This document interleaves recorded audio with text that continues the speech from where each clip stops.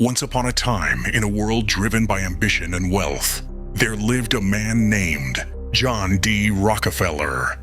By the time he was just 25 years old, he had already become the owner of one of America's largest oil refineries. Fast forward to 31, and he was at the helm of the world's biggest refinery. By 38, he was controlling a staggering 90% of all oil refined in the United States. Every move he made was calculated, every handshake was deliberate, and every competitor he encountered was left in his dust. He relentlessly funneled every dollar back into building his empire. By the age of 53, he had reached the pinnacle of success. Dubbed the richest man in history, with a fortune equivalent to a jaw-dropping $340 billion today, he had seemingly everything money could buy, until it all began to unravel. Slowly but surely, his body started to fail him. Clumps of hair fell out, chronic pain became a constant, and his stomach could barely handle even soup.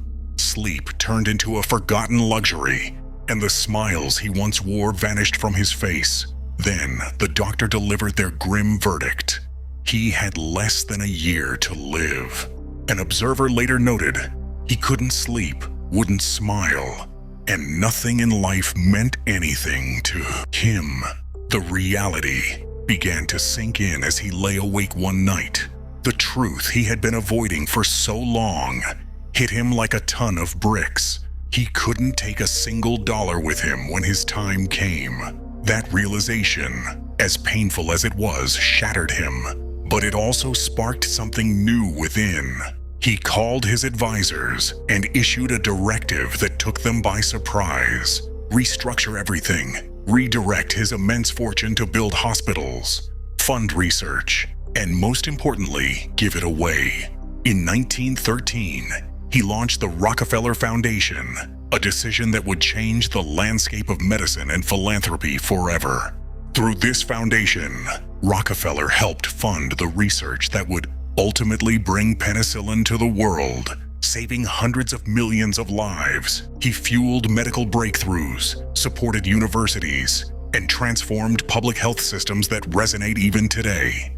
But astonishment didn't end there. As he redirected his wealth to benefit others, something incredible happened.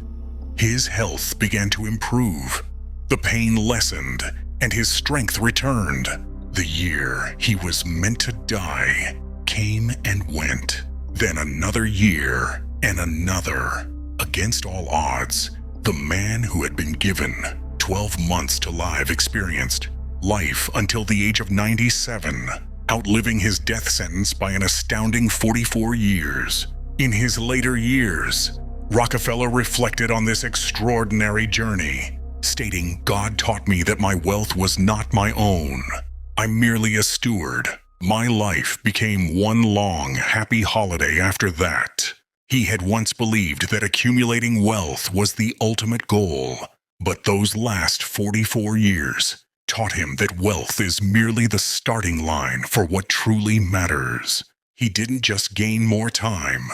He discovered a life rich in purpose, filled with meaning instead of fear, and adorned with peace rather than power. So, what can we learn from John D. Rockefeller's story? It's possible to spend your entire life winning the wrong game. Remember, success without significance is just an expensive emptiness. But here's the good news. It's never too late to change the game you're playing. In his first 53 years, Rockefeller amassed the greatest fortune in history. In his last 44 years, he built a legacy that continues to save lives even today. At the end of the day, the real question isn't how much you accumulate, but rather what you build with it.